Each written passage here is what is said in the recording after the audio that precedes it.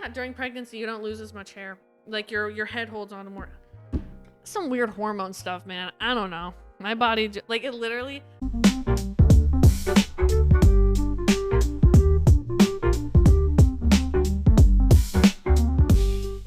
Hello. It's been a long time, but welcome back to another episode of But What Do I Know? I'm your host, Grace Rowe, and it's been a while. A lot has happened. We took a bit of a break for the holidays, figuring some stuff out, but we are back. And I say that, and then I'm going to immediately let you know that I am stupid pregnant. And by stupid pregnant, I mean I'm 36 weeks today, stupid pregnant. And today is January 23rd. So what our plan is I am making a backlog of videos for you guys. So that way when I'm gone, you'll still have content to listen to. It will not be really current events, obviously. It might involve events that have happened in the past year or whatever, but you know, it's just topics I want to talk about and I find interesting. And so that's what you'll be getting when I'm gone. And so I'll make sure to let you know in those videos that I'm there, but I'm not really there. Okay? Because hopefully by that point, I'll be at home with a baby outside of my body. So again, a lot has happened. New year started off strong, capturing a Venezuelan dictator. And possibly still buying Greenland, I think. I don't know. And then all of the stuff that's been happening in Minnesota, which will be a part of what we're talking about today.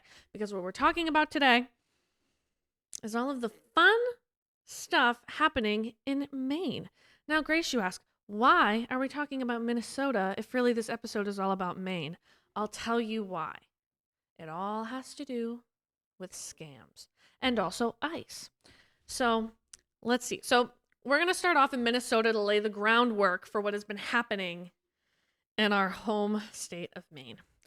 So, obviously, we've all seen Minnesota in the news because of the increased presence of ICE there, as well as crap tons of protesters who apparently believe that ICE is not actual law enforcement officers who can arrest you and can and will use deadly force if you are impeding them or creating an unsafe situation. So, but before we even talk about that, I want to talk about the scams happening there. So Nick Shirley, who is my age, he's about my age, he's 23 years old. He uncovered massive amounts of frauds and scams happening in Minnesota through Somali daycares. So he found that there were tons of daycares in Minnesota that are run by apparently seems Somalians who were getting tons. When I say tons, I mean adding them all up together, like millions of dollars from the state of Minnesota to have these daycares. And the funny part is that usually with daycares, they involve children attending said daycares. The problem Nick Shirley found is that these places were empty, closed. The only people he found there were people telling him to leave and get out. When he would go there and say, hey, my totally real son Joey, needs to be signed up for daycare, he would have the phone hung up on him, and he would go to these places and try and ask for information, and they would turn him away. And now it's just so crazy because I find it hilarious in the sense of a 23-year-old with meta glasses, which if you don't know, they're the glasses that can record and people won't even see half the time if you're not looking for them. So he recorded all of this on the meta glasses. And now it's actually crazy. And I say that because I'm like trying to formulate and it's hard because my brain just does not want to work anymore. But because of a 23-year-old wearing meta glasses, just going to these places and seeing that, oh, it's a weekday and there's no children there. Interesting. That now the government has tons of investigations out, figuring out what's been happening in Minnesota. And not only that, but Tim Walz decided to actually not run for re-election, which is hilarious to me that a 23-year-old managed to do that. So good on you, Nick Shirley. Again, I find it amazing how supposedly we have journalists in America And yet this is real journalism. This is real investigative journalism. And he didn't even really have to try. He literally just had to go there during a time where daycares are typically open, which is the daytime when people are working, because usually people have their kids attend daycare because they have jobs. And yet, so their hours changed. They were like, oh, no. They're actually open from 2 p.m. to 10 p.m. In what world does a daycare open at 2 o'clock in the afternoon? Okay, let's put our thinking caps on here. Does that make any sense? Immediately no. So all of that has been found. And again, this is all happening too while ICE has had a huge presence there and has been capturing illegals, arresting illegals, whatever you want to call it. They've been taking illegal aliens out, thank God. And there's been a huge amount of rioting there. And obviously it resulted in the Renee Good situation, where a woman was shot in her car because she was obstructing and hit an ICE agent with her car. And turns out you can't really do that. And if you don't listen to officers when they tell you to get out of your vehicle, and then you proceed to look him in the eye, smile at him, and then hit him with your car, that's actually cars are considered deadly weapons. And so he can use deadly force to stop himself from being hit by a car, which, mind you, is apparently the same ICE agent who got hit also got dragged in the summer 300 feet by a car. So I don't know. But yeah, so there's been a lot happening there with their own Somali scams. And of course, it's also like weird seeing the amount of like government in Minnesota that has really worked hard to get the Somalian vote. So I just find the whole situation so interesting, and I hope they continue to uncover more fraud and scams, and that obviously the Minnesotan government is held accountable. Just like the Maine government. Because again, all of that's been happening in Minnesota. Good news, you guys. Yay, we have our own Somali scams happening here. We just could not be left out of that party. Honestly, maybe we need to be making gelatal horrors beyond our comprehension and naming them salads to honor our Minnesotan brethren. Because we have had, again, our own litany of Somalian scams that have been happening here. Now, mind you, caveat, not all of these Somalians, or a lot of them, they technically are here legally. I want to clarify that. However, they have been causing plenty of problems in our state. And so that's what I'm here to talk about today. So, starting off strong.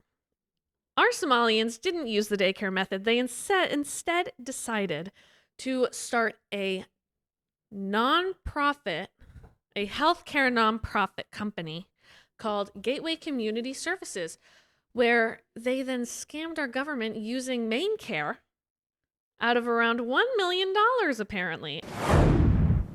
$1 million! And I want to clarify, this is all for fun, alleged.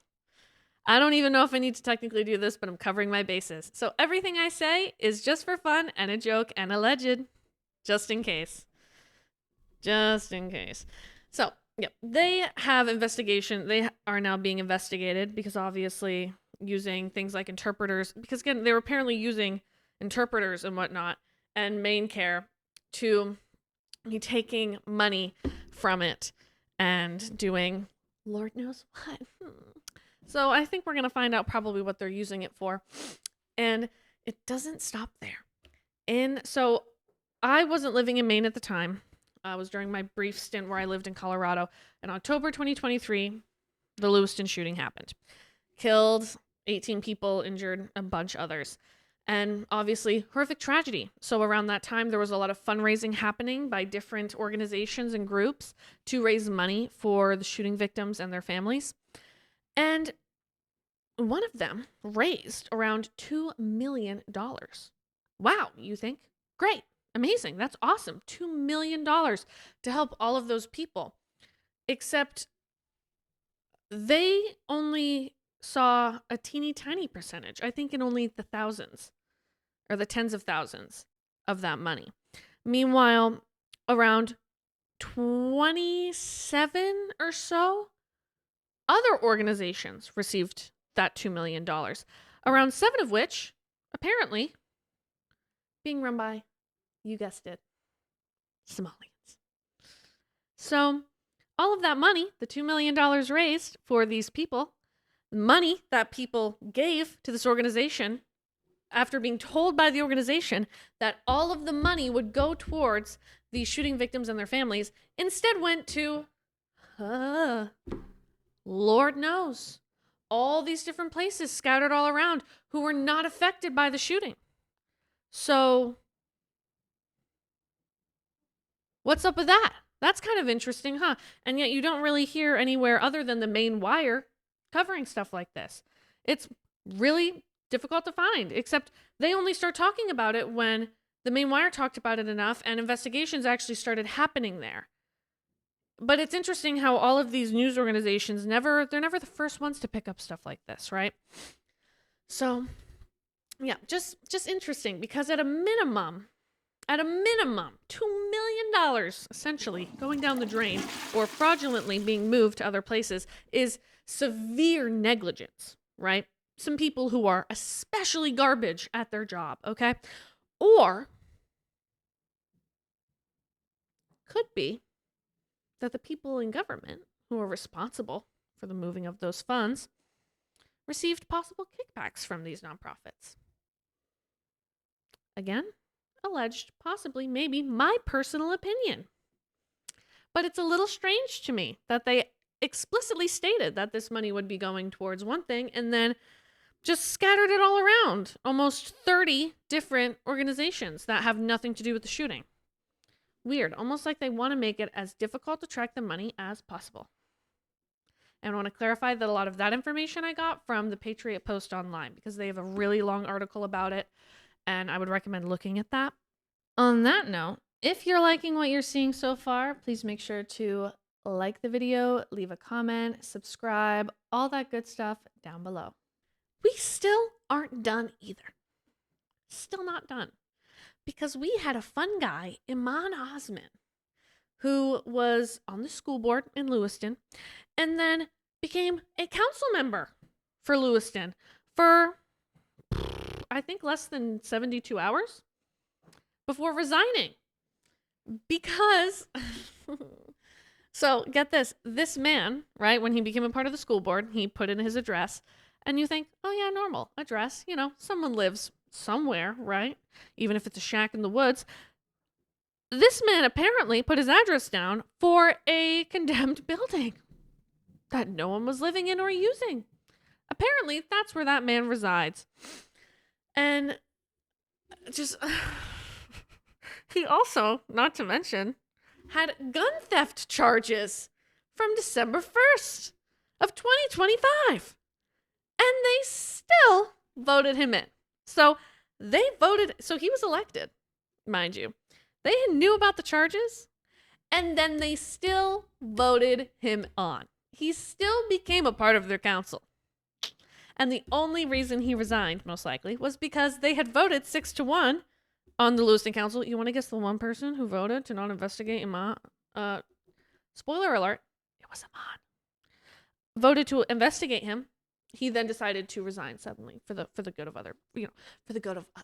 You know what I mean? Just, no particular reason whatsoever. Just like how Tim Walz decided to not go for re-election for no particular reason whatsoever.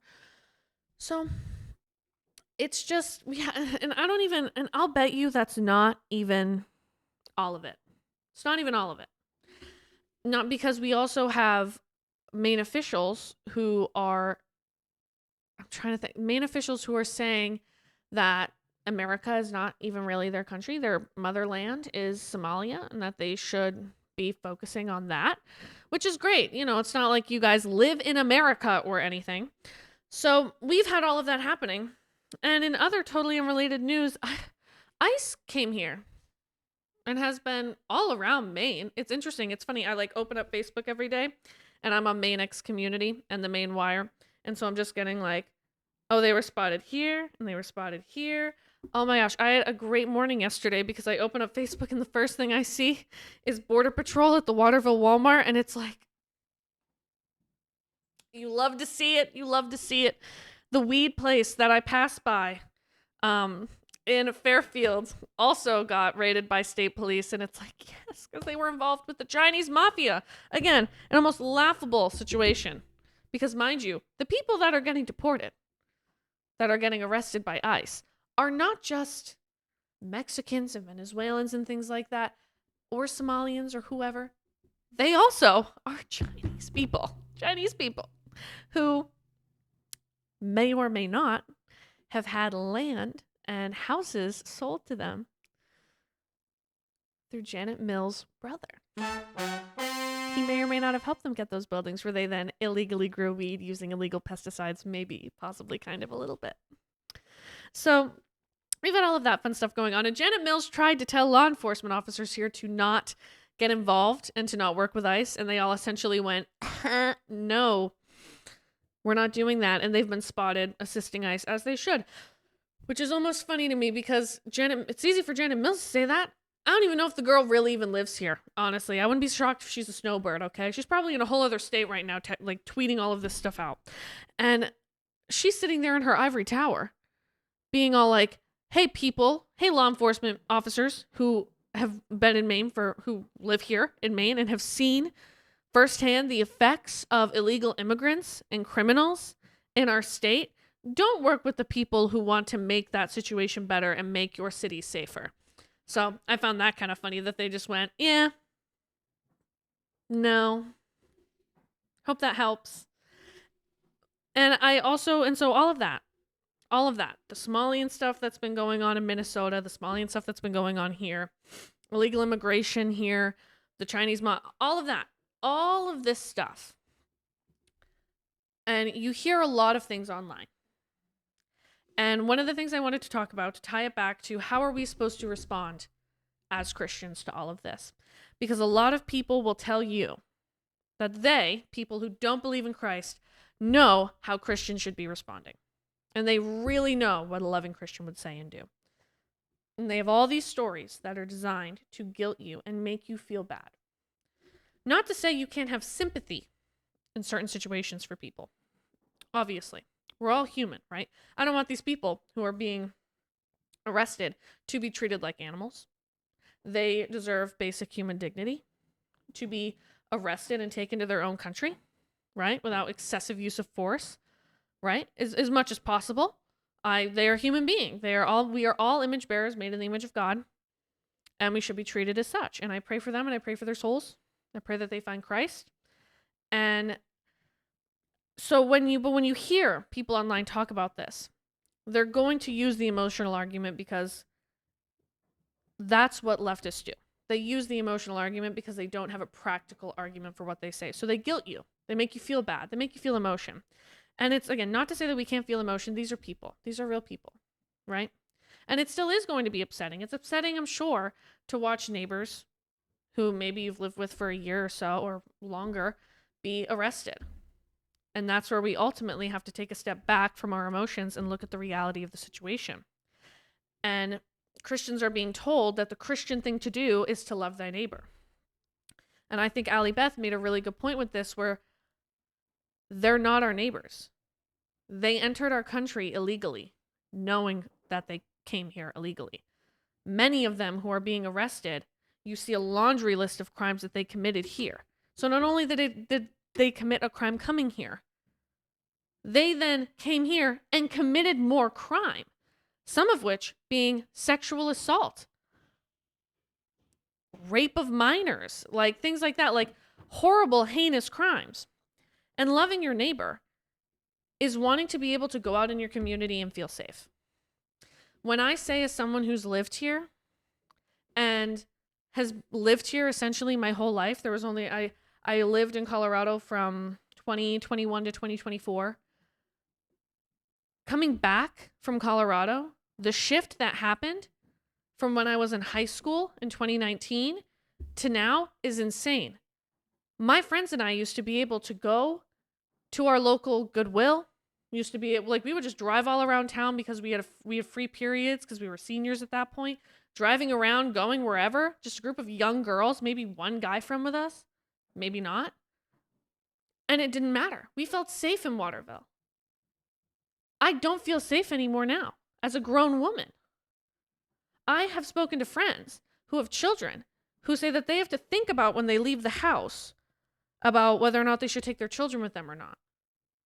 Only going shopping at certain places on certain days when their husband is home and can watch their kids so that they can take their gun with them. Because she was talking to me and she was like, I can't take my gun out if I'm holding my children. I'm holding my toddler's hand. I'm holding my baby at the same time. I can't properly defend ourselves. That used to never happen here. I miss the Maine that we had in high school where nothing ever happened. I remember being in high school when that guy, Williams, whoever, shot and killed Corporate Eugene Cole. I remember that. That happened literally ridiculously close, like too close for comfort. And I remember being so like taken aback because nothing ever happens here. And now too much is happening here because we have allowed crime to run rampant. When you have too much empathy for the wrong people, you don't have any empathy left for the victims. We want to have all this empathy and feelings for these people who came here illegally and oftentimes commit crime.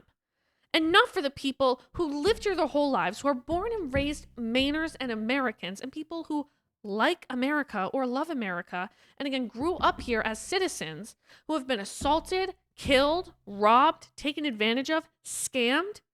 There was one Chinese guy I saw who he got arrested by ICE, I believe, and he scammed someone out of like $100,000. I'm sorry, I don't really have empathy for him. I'm actually super glad. I'm stoked that he's leaving. Bye. See you never. And so how are we as Christians supposed to respond? So a lot of people use the verse, Leviticus 19:33. When a stranger sojourns with you in your land, you shall not do him wrong. Which is great. I agree. Like if someone's stopping by your house, you give them a room, you give them food, you act as a welcoming host. But a sojourner moves on.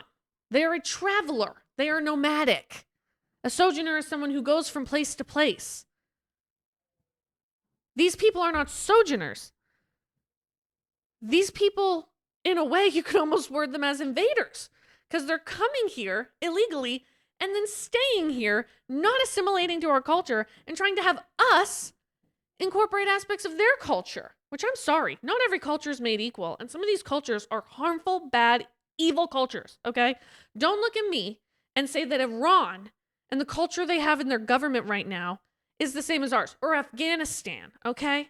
Not every culture is made equal. Not every culture is a good culture. And these people are coming here not as sojourners. These are not sojourners. We have we're supposed to just let someone, like, if someone, like, that literally is like saying that someone can come into your house and you're just supposed to let them stay there. How does that make any sense? America is our house. And America and all the citizens are one big screwed up family, okay? We shouldn't be letting random strangers come into our house, okay? Especially if you're not willing to give them a room. I don't want to have to give them a room. Let alone, I don't want to have to be paying rent to this house knowing that my rent money isn't even going towards me. It's going to the random person who came into our house. So, oh my goodness. So look, we are to follow God's law, okay? And as long as man's law is not interfering with God's law, going against God's law, we are to follow God's law, right? And we are to follow man's law. Our country wanting to deport those who come in here illegally is good. That is good law. That is God's law. We are not to let people come in and invade us and harm us and take advantage of us. Being a Christian does not mean lying out with your belly out, letting everyone take advantage of you and treat you like garbage, okay? Being a Christian does not mean being a doormat. And that's the thing. These people want you to be a doormat. They want you to be okay with your town suddenly becoming unsafe and then not having you say anything about it because that would be racist. No. Bring up more verses. And I found this one, and this was one, it's a little longer, right? I'm not just bringing up one verse because I want to keep it in context of what it's talking about. So we have Matthew 22:15 through 21. Then the Pharisees went out and laid plans to trap him in his words. They sent their disciples to him along with the Herodians. Teacher, they said, we know that you are a man of integrity and that you teach the way of God in accordance with the truth. You aren't swayed by others because you pay no attention to who they are. Tell us then, what is your opinion? Is it lawful to pay taxes to Caesar or not? But Jesus, knowing their evil intent, said, You want to put me to the test. You hypocrites, why are you trying to trap me? Show me the Show coin me the you coin used. for the tax to Rome. A denarius, somebody, anybody.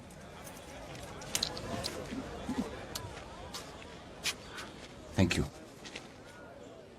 Tell me, whose likeness and inscription is this? Whose inscription? Caesar's, they replied. Then he said to them, so give back to Caesar what is Caesar's, and give to God's what is God's. Therefore render to Caesar the things that are Caesar's, and to God the things that are God's. As long as man's law is not interfering with God's law, we are to follow man's law. And I cannot see any biblical standpoint against deporting people who came in illegally. That's like saying that someone shouldn't be arrested for committing a crime. That the math is not mathing. And I was chuckling reading that because, again, the Pharisees went out and laid plans to trap him in his words. They were trying to manipulate Jesus and trap him with what he said. But he knew their evil intent. He knew the intent behind what they were actually saying to him, and he immediately called it out. We need to be doing the same. Having discernment. These people don't actually care about you being a Christian or living a Christian life. They want to guilt trip you and use your faith against you as a bludgeon to make you agree with what they want you to agree with. And it's wrong. Because another thing these super smart people who definitely know about the Bible say is Jesus was an illegal immigrant. Jesus himself was an illegal immigrant. He went to Egypt for a time. No, because we see that immediately. He was a refugee. Because it's almost like you actually could say he was a sojourner because he resided in Egypt for a time. So that way he wouldn't be killed, because Herod at the time was killing children around his age because he knew that the Son of God had been born and he heard that there was a king who had been born and was trying to kill him. So he was killing all of the babies that were born around the same time he was. So he and his family ran to Egypt. So I'm going to read Matthew 2:13 through 15. When they had gone, an angel of the Lord appeared to Joseph in a dream. Get up, he said, take the child and his mother and escape to Egypt. Stay there until I tell you, for Herod is going to search for the child to kill him. So he got up, took the child and his mother during the night and left for Egypt, where he stayed until the death of Herod. And so was fulfilled what the Lord had said through the prophet, out of Egypt I called my son. Jesus was not an illegal immigrant. And the fact that these people want to take this, like they take like a verse and they take it totally out of context. That's why I'm trying to say the verses around them to give you more context. Jesus stayed there until. These illegal immigrants are not coming in here until something changes. They are moving in illegally when they're not supposed to be. So, don't forget, we are to have kindness and love. I see people online who see pictures of people who have been arrested, and because they're a person of color, they automatically assume that they were illegal. I saw that recently with one of them being arrested, and just a reminder, we're not to do that. We're not to be presumptuous or make assumptions or anything. Let more information come out before you come to an opinion. But again, be discerning. You can still have kindness for people and compassion while making sure that you're not giving so much compassion to someone that you're really giving compassion to the assailant and not the victim. The people in Maine have been victim to illegal immigration and fraud for years. There is nothing wrong with our government, our federal government, wanting to come in and help fix that. Nothing wrong with it. There's nothing wrong as a Christian. There's nothing bad about supporting ICE. I'm not saying you have to agree with every little thing they do, but there's no biblical standing for why we should be okay with illegal immigration. These people are not sojourners. They're criminals. And they should leave. And we can pray for them and show them kindness and respect as any other human should, while still having that knowledge. So I'm going to leave you off there today. I hope you enjoyed the video. If you did, leave a like. If you didn't, leave me a comment saying why you didn't agree. Has your state been involved in scam like ours? And if you're in Maine, did I miss any? Because I feel like every other week I pop on and there's more stuff being revealed. So let me know in the comments. I hope you guys have a great week. I will see you next time. Although maybe, honestly, hopefully not, because I would like to not be pregnant anymore. So hopefully one of these times you'll see me letting you know that I had my baby. But until then, have a great week.